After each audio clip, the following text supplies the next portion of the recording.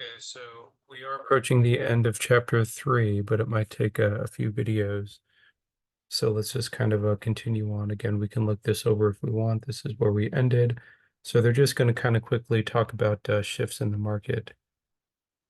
There's a few ideas here, but when we're talking about shifts, we're basically, it doesn't matter how long we go on for, we're basically just talking about these graphs here. Shifting to the left, I'm sorry, so it doesn't really matter. We don't have to be that mathematically specific, but they show the arrow going kind of like that. I choose to say shifting exactly right or shifting down. If we go to the right, it's exactly the same as going down. If we go to the left, it's exactly the same as going up. It's just mathematically, it doesn't matter. But we don't usually talk about up and down as far as quantity is concerned. We usually talk about going left and going right. But they're talking about shifts in the supply curve here. That's the focus. Okay, so shifts in market supply. Consider the market supply, that's our typical quantity as a function of price, shown in figure 3.22a. Yeah, it's going to be that first one there. It represents the quantity that firms in the market are willing to produce and sell at different price levels. If we increase market price from PA to PB, the quantity supply increases from QA to QB. This is what we call a movement along the market supply curve. Uh, so it's very, very easy to see that in the first one right there.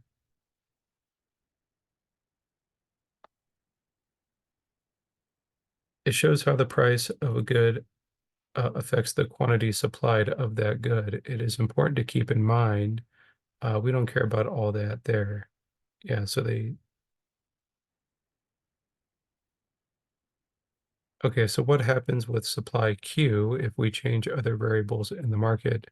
There are many variables that could change the market supply Q. For example, what happens if we change the number of firms in the market? So if they kind of go on through here, we're just basically going to be saying, this is kind of how I understand it now. We can see the graphs. We kind of ignore all that before. But some of the simplest things, yeah, we have a market, which is the combination of all firms, combination of all Qs. So we can increase the number of firms in a market, or we can, firm shut down. We can decrease the number of firms. Yeah. But think about it. This is the thing that's always confusing. We always want to say the demand, Q is a function of P. By the time we graph it, as we said in the previous video, it's always P is a function of Q. So that's true. They always do the inverse. That's what's kind of hard to see in our head. We're always talking about this, but we have to kind of see in our head how the inverse is graphed because it's just going to be like that always in micro econ. Yeah. But even if we kind of forget the concepts, we just want to understand the most basic concept, I think, that the more firms enter, yeah, the higher Q goes. This is Q of the entire market equals Q1 plus Q2, plus Q3 plus, we're just systematically going through the book. So we're kind of illustrating concepts that we would never be tested on. They're too easy. But, add another Q, Q16, add another Q. These are firms.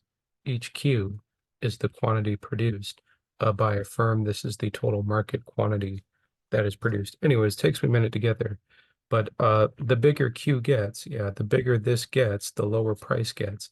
So if there's just kind of one very easy concept that I never forget, the more quantity we produce, it forces the market price down. So that's always going to be true. Yeah. So then we do the inverse of that. We have price as a function of quantity. Yeah. So it's not this. This is the market. These two represent a change in the market. The supply curve shifts left or right. Yeah, the supply or inverse supply, called anything you want. Yeah, but we have it right here. So this is a quantity we produce, and then this is the price. We instantaneously know in our head that if you increase Q, it's going to lower the price. So let me erase that here.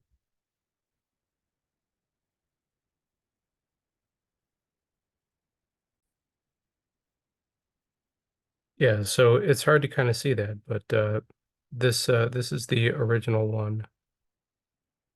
Yeah, right here. So we have some sort of a quantity right here. Yeah. And then this is P. So the more firms that enter for that same quantity, because I kind of understand, but explaining it is kind of impossible. So it's very obvious to see, but all these little micro econ concepts, that's what's hard to see. If we increase the quantity, the price is going to lower.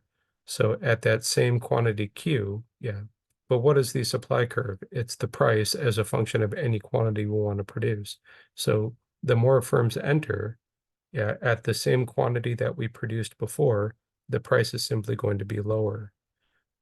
What that means is that the more firms enter, the supply curve is going to go right or it's going to go down. We say right, but it goes right or down.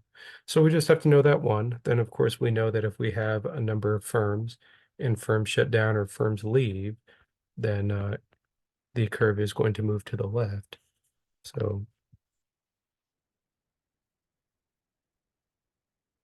So they basically, we go through this, they say the same thing for R. Remember, R is kind of strange. R is rent. That's what R is maybe a rate or rent.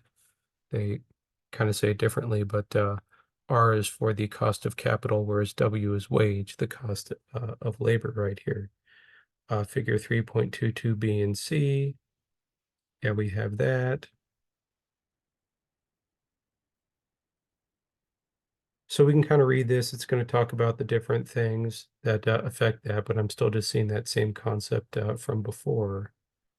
And it's a little bit difficult here. Let's kind of remember the cost function. Yeah. So there's more than one, way to write the cost function. Is it cost as a function of Q? It's supposed to be, but it is wage times labor. Wage is the price per labor times labor. Yeah, plus R is the price per capital plus capital. Remember that is the cost function. So that too, they're going to discuss how W and R, yeah, W and R are also going to drive the demand curve, the supply graph left and right.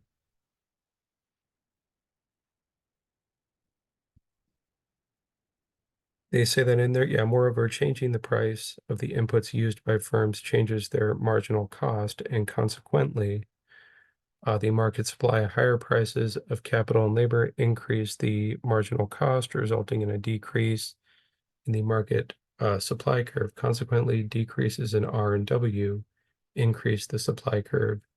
Yeah, so they just want us to kind of recognize that right there.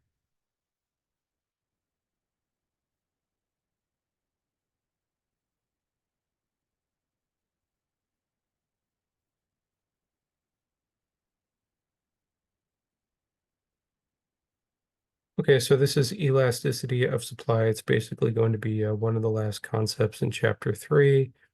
So we'll start here next video, I think.